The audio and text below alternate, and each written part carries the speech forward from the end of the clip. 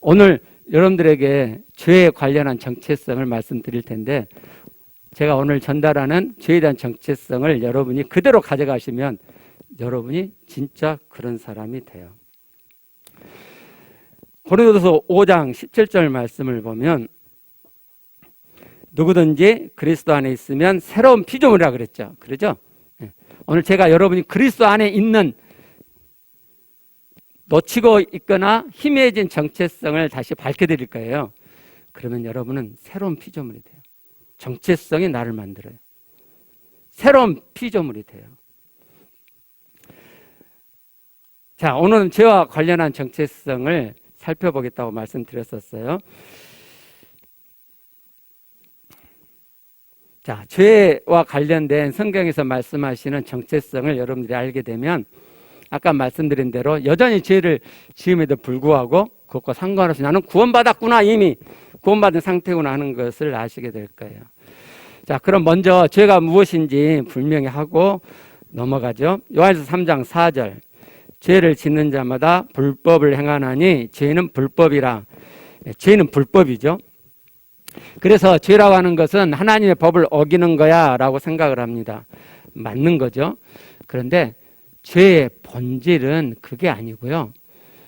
하나님을 벗어나는 거예요. 왜 그러냐면 법이라고 하는 하나님의 법은 하나님이 하신 말씀이잖아요. 제가 우리 정건이한테 정건아 라고 너 이건 이렇게 하고 계명을 줬어요. 근데 정건이가 그걸 어겼어요. 나를 어긴 거죠. 그죠? 단순히 계명을 어긴 게 아니고 그 계명을 한 저를 어긴 거죠. 그죠? 그런 의미예요. 죄는 불법인데 하나님 말씀을 어기는 건데 그 말씀을 하는 하나님을 어기는 것이 하나님 없이 하는 것이 죄의 본질이에요. 창세기 3장에 나오는 사람들의 최초의 범죄를 보면 이것을 아주 잘 알 수 있죠. 창세기 2장 17절에 하나님께서 선악을 알게 하는 나무의 열매는 먹지 말라고 말씀을 하셨잖아요. 3장 6절에 가보면 여자가 그 열매를 따먹죠. 남편에게도 주고 남편도 먹게 됩니다. 최초의 두 사람이 하나님의 말씀을 어겼어요. 우리가 잘 아는 것처럼 이 장면은 1절에서 뱀, 즉 사단 마귀가 등장하면서 시작하죠. 뱀이 사단 마귀가 최초의 여인을 미혹합니다. 그 미혹의 구체적인 내용이 5절에 나오죠. 저희가 그것을 먹는 날에는 너희 눈이 밝아져 하나님과 같이 되어 선악을 알 줄 하나님이 아심이라. 그러니까 너희가 거스리고 그걸 먹으면 너희가 하나님같이 돼서 선악을 알게 돼.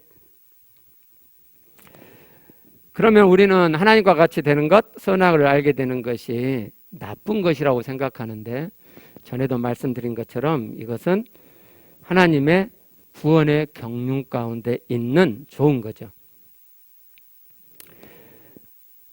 출애굽기 19장 6절을 보시면 너희가 내게 대하여 거룩한 백성이 되리라 그랬죠. 그러니까 하나님께서 이스라엘 백성을 선택한 이유가 그들을 거룩한 백성이 되게 하는 거예요. 이 거룩한이라는 카도시라는 히브리어는 깨끗게 한다는 말이 아니에요. 그런 말이 아니고 하나님께 신께 속해 있다는 뉘앙스를 가진 단어예요. 그래서 하나님께 속해 있기 때문에 세상과 구분되고 분리되었다는 뜻이 되는 거예요. 어떻게 하면 하나님 신적인 사람이 되느냐? 신약에 오면 이 진리가 분명해지죠. 마태복음 5장 48절 하늘에 계신 너희 아버지의 온전하신 것 같이 너희도 온전하라. 하나님 같이 되는 거죠. 하나님이 온전하시니까 너희도 하나님같이 온전해져라고 말씀하는 거죠. 이것이 성경에서 말씀하시는 구원의 궁극적인 지점이죠. 하나님처럼 되는 거. 그러니까 창세기 3장 5절에서 하나님같이 되는 건 좋은 거예요. 나쁜 게 아니에요.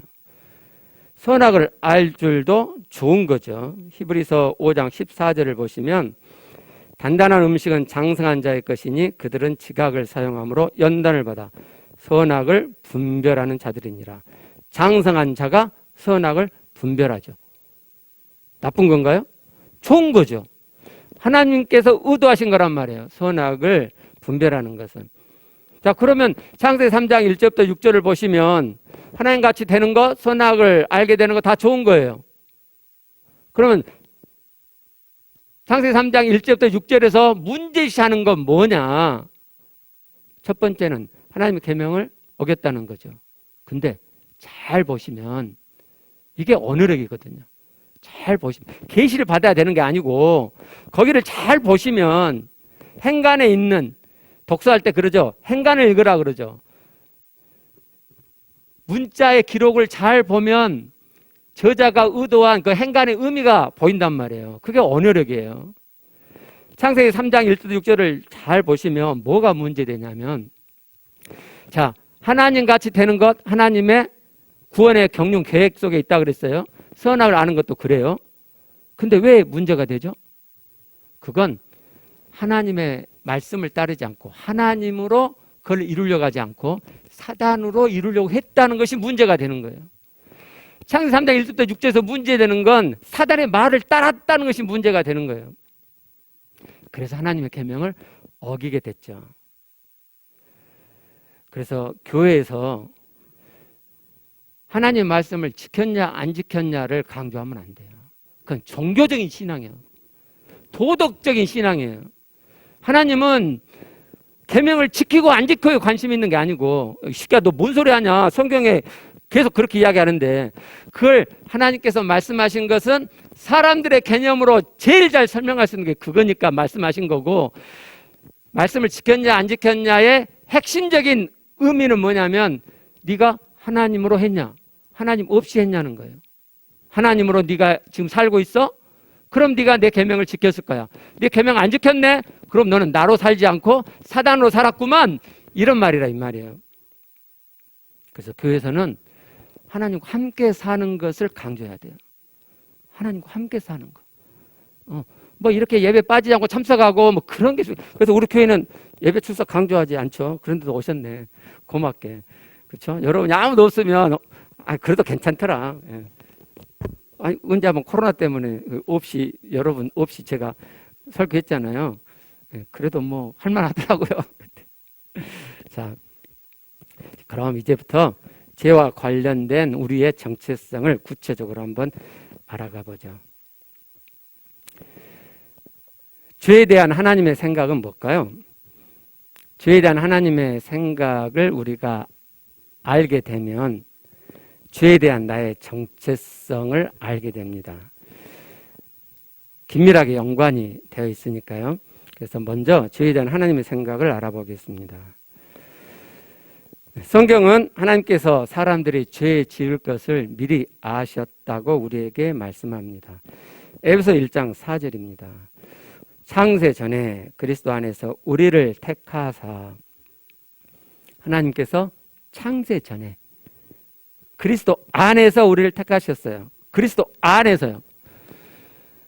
이 말씀은 조금 후에 다 알아보겠지만 그리스도로 말미암아서 사람의 모든 죄의 문제를 해결하고 그렇게 구원을 이루도록 우리를 택하셨다는 의미죠.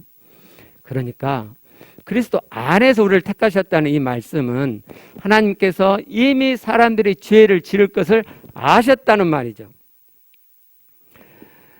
하나님께서 전지하시니까 사람들이 죄 지을 것을 아실 뿐만 아니라 하나님께서는 사람을 완전한 상태로 지으려고 하지 않으시고 불완전한 상태로 인생을 시작하게 하실 계획을 가지고 계셨기 때문에 하나님께서는 사람들이 죄 지을 것을 뻔히 아셨어요.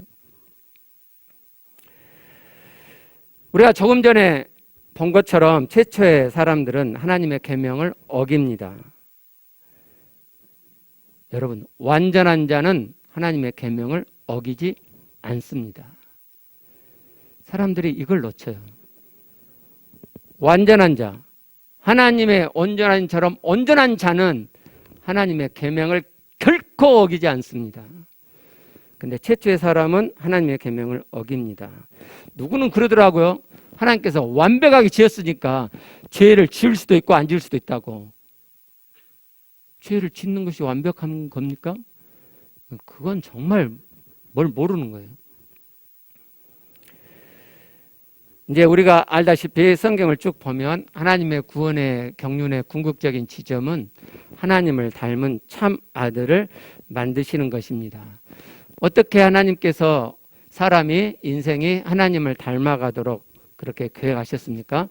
하나님이 그 사람 안에 들어가서 그 사람이 자기 안에 모신 계신 살아계신 하나님으로 살아갈 때에 그럴 때 하나님을 닮아가도록 그렇게 계획하셨죠. 이것이 하나님이 계획하신 완벽한 사람이에요. 그런데 하나님께서 이러한 완벽한 사람의 계획을 가지고 계셨는데 이것을 하나님께서 강제적으로 할 수 없는 거죠. 흙으로 사람을 지어놓고 그 사람 안에 영이 있게 하고 하나님이 강제적으로 싹 들어가서 됐다! 인생 시작! 이렇게 할 수 없단 말이에요. 왜요? 그건 강제적인 것이어서 사람을 로봇 사람 만드는 거죠. 있을 수 없죠. 그리고 하나님께서 사람을 만들 때 부자지간을 만들려고 하신 거죠. 사랑이 있는 사랑의 관계로서 부자지간을 만들려고 하셨어요. 그렇기 때문에 사랑의 관계를 하나님께서 억지로 프로그램 시켜갖고 해놓으면 그건 사랑의 관계가 아니죠. 사랑의 관계가 되기 위해서는 필히 사람이 인생이 하나님을 선택하게 하셔야 했어요. 그래서 하나님께서 사람들에게 자유지라는 선택권을 주셨죠. 그래서 하나님께서 하나님 없이 인생을 시작하게 하셨기 때문에 인생은 필히 하나님의 계명을 어길 수밖에 없어요. 하나님을 아셨단 말이에요. 아셨으니까 창세전에 구속의 계획을 세우셨죠. 그래서 인생은 선악 알게 하는 나무 실과를 따먹지 말라는 계명을 어길 수밖에 없고 어길 수밖에 없어요. 어기지 않을 수 있다고요. 최초의 사람이 하나님의 계명을 어기지 않을 수 있다고요. 증거를 대보세요. 증거를. 그렇지 않다는 증거를 제가 다 댔잖아요. 조금 후에 다 말씀드리겠지만 도덕적인 개념으로 성경을 보니까 하나님의 구원의 경륜이 다 어그러져 버린 거예요. 그러니까 결국 남는 것은 도덕적인 신앙밖에 없어요.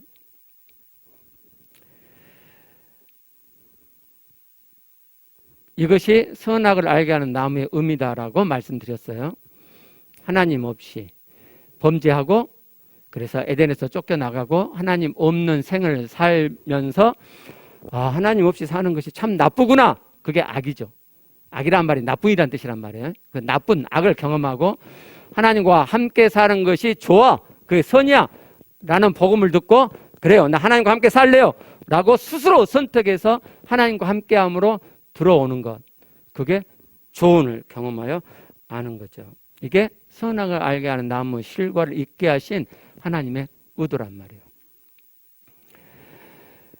이렇게 말씀드리면 많은 사람들이 하나님이 사람을 죄짓게 했단 말이야? 죄는 나쁜 건데 하나님이 죄를 짓게 했어? 라고 이상하다는 듯이 틀렸다는 듯이 반응을 보여요. 자, 사람은 갓나이로 시작해서 성장해 가죠? 그죠? 조금 지나면 기고, 그러다가 또 조금 지나면 일어서서 걸으려고 띠우뚱자뚱 하다가 넘어지고 수십 번을 그렇게 하다가 드디어 띠우뚱자뚱 걷죠. 그리고 드디어 올바로 걷고 뛰어다니기도 하게 되죠. 이 과정을 잘못되었다고 말하는 사람 있습니까?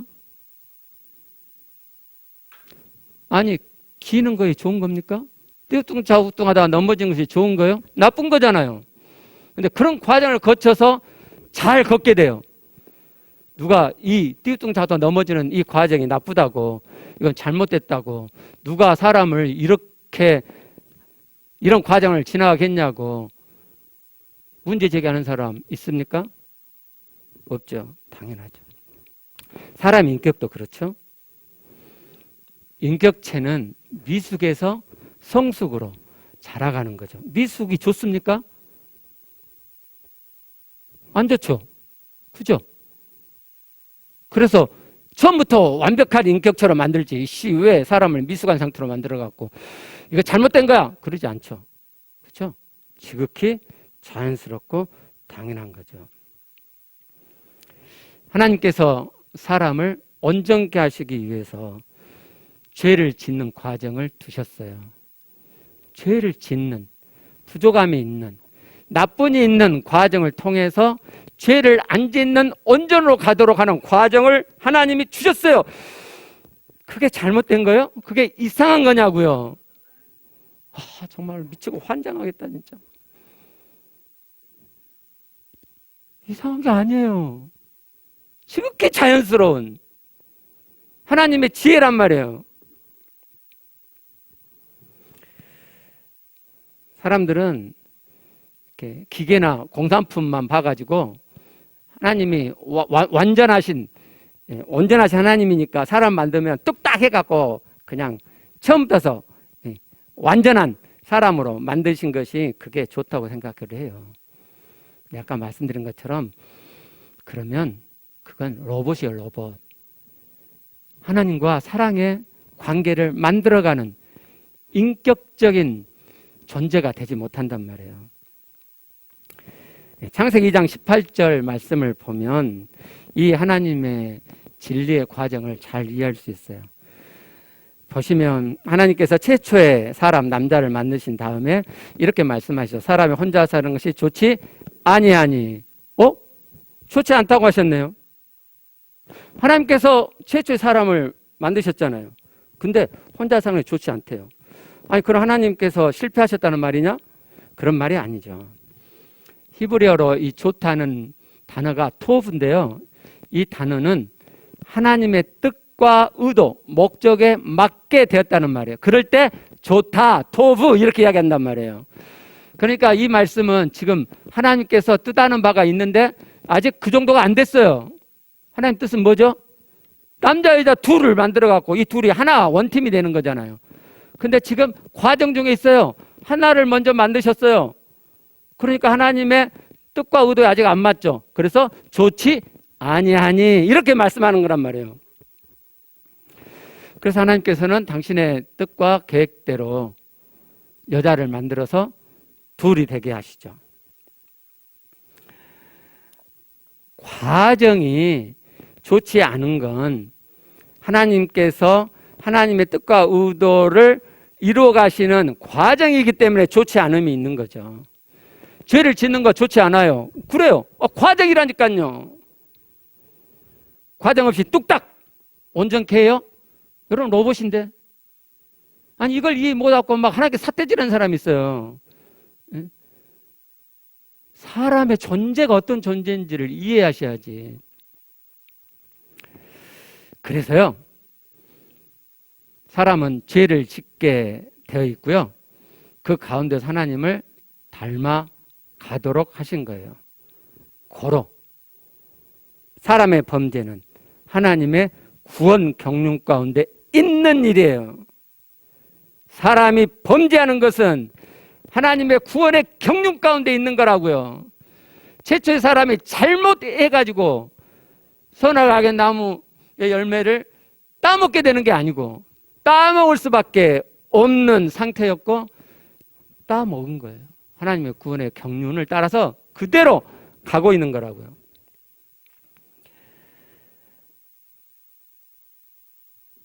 그럼 이제 생각해 보세요. 하나님께서 하나님의 구원의 경륜을 펼쳐가시면서 죄를 거쳐서 하나님의 구원을 이루어 가도록 그렇게 하셨어요. 그러니까 사람들이 죄 지을 걸 하나님 미리 아신 거죠. 죄에 대한 하나님의 생각 미리 아셨어요. 그 말은 사람들은 죄를 지을 수밖에 없어요. 그게 하나님의 구원의 경륜이란 말이죠. 그렇다면요, 하나님께서 이 죄 문제를 해결해 주셔야 되지 않나요? 우리를 하나님 닮아가는 참 아들이 되도록 하셨는데 이 구원을 이루어가는 데 있어서 죄를 지으면서 하도록 하셨어요. 그죠? 그럼 하나님이 죄 문제를 해결해 주셔야죠. 그죠? 하나님의 구원의 경륜 가운데 있는 거니까 하나님이 해결하셔야죠. 그래서 하나님이 해결하셨어요. 하나님을 닮아가는 구원의 여정을 가는데 죄가 아무런 걸림이 아무런 문제가 되지 않도록 해결해 놓으셨어요. 그것이 조금 전에 보셨던 에베소 1장 4절 그리스도 안에서 우리를 택하심이죠. 그리스도 안에서 우리를 택하셨단 말이에요. 창세 전에 이미 죄 문제가 아무 문제가 되지 않도록 계획하셨단 말씀이죠. 그래서 창세기 3장을 잘 보시면 인간에게 죄 범죄한 이후에 인간에 대한 조치를 내리실 때에 저주란 단어를 사용하지 않으시는 거예요. 창세기 3장 14절 보시면 뱀에게 더욱 저주를 받아 그랬죠. 모든 가축과 들의 모든 짐승이 저주를 받아요. 근데 이 뱀, 사단은 더욱 저주를 받게 되죠. 근데 16절을 보시면 범죄한 여자에게 내리신 조치인데 내가 네게 임신하는 고통은 크게 더하리니 너가 수고하고 자식을 낳을 것이며 너는 남편을 원하고 남편은 너를 다스릴 것이니라. 저주란 단어가 없죠. 17절 범죄한 남자에게 내리신 조치예요. 내가 내 아내 말을 듣고 내가 내게 먹지 말라 한 나무의 열매를 먹었은즉 땅은 너로 말미암아 저주를 받고 땅이 저주를 받아요. 너는 내 평생에 수고하여 그 소산을 먹으리라. 그냥 땅을 저주하는 것은 이 남자가 땀 흘려 수고하도록 하기 위한 조치죠. 짐승에게 저주를 내리신 것도 마찬가지예요. 이제 하나님 없이 삶을 살아야 되는데 그러려면 나뿐이라는 환경을 줘야죠. 그래서 척박한 환경을 하나님이 만드시기 위해서 하나님 없이 사는 것이 나쁘다는 것을 깨달아 알 수 있도록 짐승에게 저주를 내리고 땅에게 저주를 내리신 거예요. 남자에게는 저주가 없어요. 왜 하나님께서는 사람에게 저주를 내리시지 않을까요? 갈라디아서 3장 13절 말씀을 보겠습니다. 그리스도께서 우리를 위하여 저주를 받은 바 되사 율법의 저주에서 우리를 속량하셨으니, 이 속량하셨으라는 단어는 헬라어 엑사고라조예요. 여러분 에베소 1장 7절 우리가 전에 봤었죠. 그죠? 아폴로 트로시스가 이 구속하다는 뜻인데 두 개가 어떻게 다르냐면요. 아폴로 트로시스는 노예 주인한테 돈을 주고 사가지고 해방시킨다까지 의미해요. 근데 여기 엑사고라조는요, 그냥 노예의 몸값을 주고 이 종을 산 것, 거기까지만의 의미예요. 그래서 우리의 죄값을 다 지불하셨어요. 율법의 저주의 값을 누구에게요? 그리스도에게요. 그리스도께서 우리를 위하여 저주를 받으셨어요. 그리스도 안에서 우리를 택하신다는 그 의미는 바로 이 의미예요. 그리스도 안에서 그리스도에게 저주를 부으실 것을 이미 계획하시고 그 안에서 우리를 택하셨단 말이에요. 그렇기 때문에 창세기 3장에서 최초의 사람들에게 저주를 내리시지 않는 거예요. 왜요? 그리스도가 받을 것이기 때문에.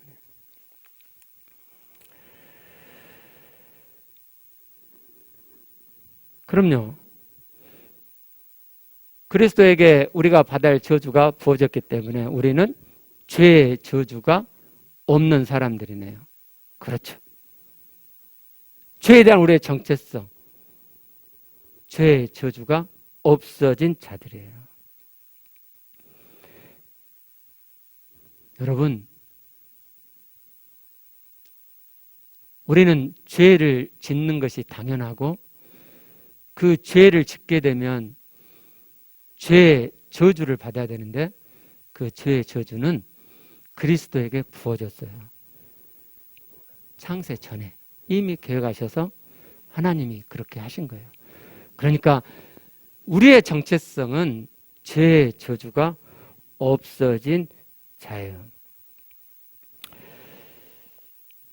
하나님께서 예수 그리스도에게 죄의 저주를 부으셨기 때문에 그것을 믿으면 그것이 내 것이 돼요. 이것이 성경에서 말씀하는 구원입니다. 에베소 2장 8절 너희는 그 은혜에 의하여 믿음으로 말미암아 구원을 받았으니, 구원이라는 말은 천국 가게 한다 그런 의미가 원래 아니고요. 구원한다는 말은 건져낸단 말이죠. 어떤 지극히 심각한 위험 상태에 있는 자를 구해낸단 말이죠. 건져낸단 말이에요. 뭐에서 건져내죠? 우리의 가장 심각한 위험한 상태가 뭐죠? 죄에 대한 저주죠. 죄의 저주예요. 그런데 예수 그리스도께서 친히 그 저주를 다 받으셨어요. 그렇기 때문에 우리가 그리스도가 저주를 받으셨다, 그리스도의 저주가 다 부어졌다 라는 이 진리를 내가 믿음으로 가져오면, 그러면 우리가 구원받은 자가 되는 거예요. 에베소 2장 8절을 잘 보시면 우리가 이미 구원받은 상태가 되는 방편이 두 가지 있어요. 하나는 그 은혜에 의하여, 하나는 믿음으로죠. 이 은혜란 말은 호의죠. 하나님 편에서 우리의 구원받은 상태는, 하나님 편에서의 방편은 은혜예요. 값없이 준단 말이죠. 호의야, 호의. 하나님께서 주세요. 그러면 우리의 방편은 뭐냐면 그걸 믿음으로 받는 거예요. 제가 정건이한테 5만 원권을 딱 주는 거예요. 정건이 시험 끝났어? 정건아 수고했어. 5만 원 내가 줄게. 요즘 5만 원 별로냐? 그럼 10만 원. 10만 원 줄게. 정건이가 속으로 아이씨 아빠 뭐 돈도 없고 뭐 좀 뭐지 돈에 좀 쫀쫀하다 그래요? 뭐 그러면서 또 내가 받으려 그러면 아니 장난이야 이러려고 하고 안 믿고 안 받으면 이 10만 원은 정건이 것이 아니죠. 저는 호의를 베풀려고 마음을 먹었는데 아니죠. 근데 정건이가 아빠가 호의를 베푸네? 어디서 돈이 생겼나 봐 하고 정건이가 믿음으로 딱 받으면 그 10만 원 정건이 거죠. 하나님께서 독생자를 이 땅에 보내셔서 그 그리스도에게 우리가 받아야 할 죄의 진노를 부으셨어요. 그걸 믿음으로 받으면 내 죄의 진노를, 내가 받을 진노를 그리스도가 받으셨대. 믿음으로 그걸 가져오면, 그러면 그것이 내 것이 되고 내가 받아야 할 죄의 진노는 없어지는 거예요. 그것이 이미 구원받은 상태예요. 이미 구원받은 상태라고. 그 믿음으로 나는 이미 구원받는 자가 된단 말이죠.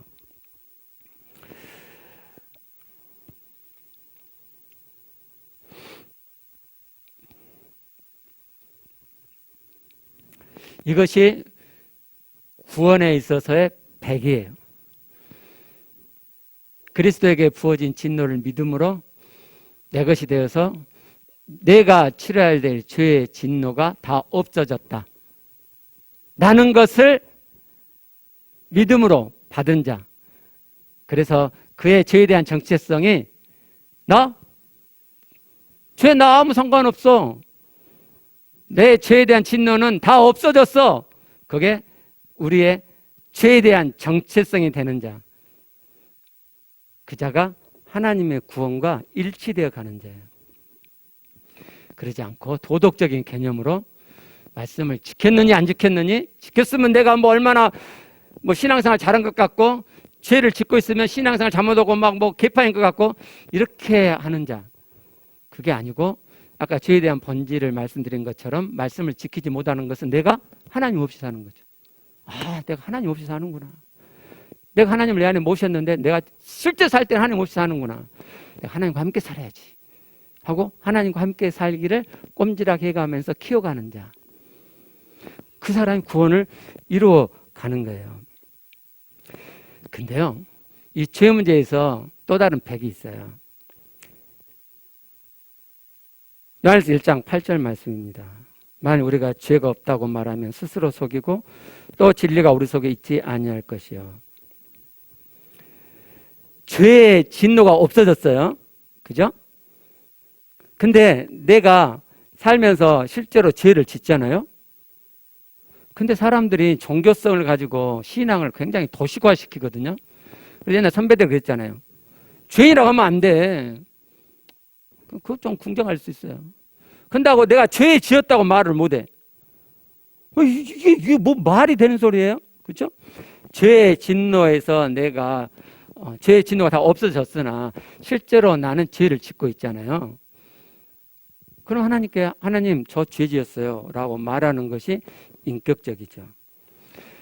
죄 없다고 말하면 스스로 속이고 그 사람의 진리가 없다고 말씀하잖아요.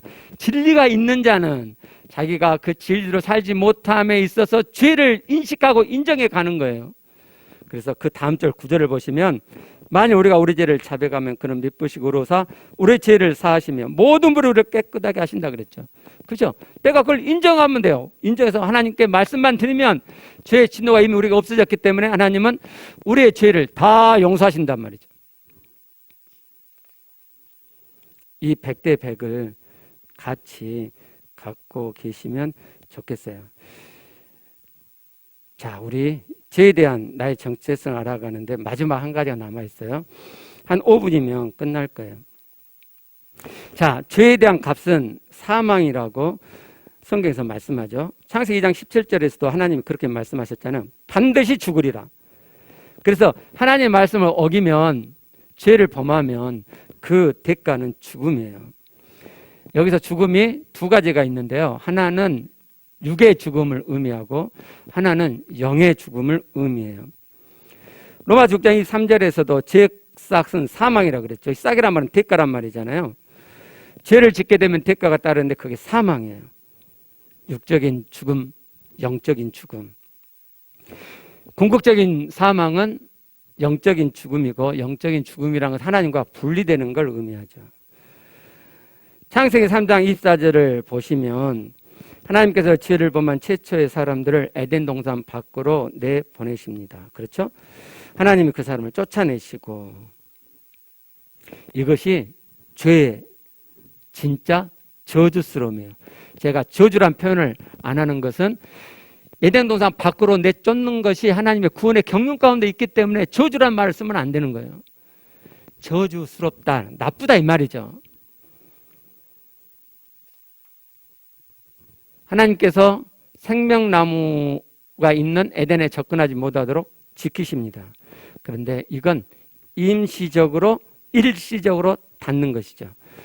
하나님의 구원의 경륜은 이렇게 하나님 없이 에덴 동산 밖에서의 삶을 살다가 그것이 나쁜 것을 깨닫고 하나님과 함께하는 삶으로, 생명의 삶으로 돌아오게 하는 거죠.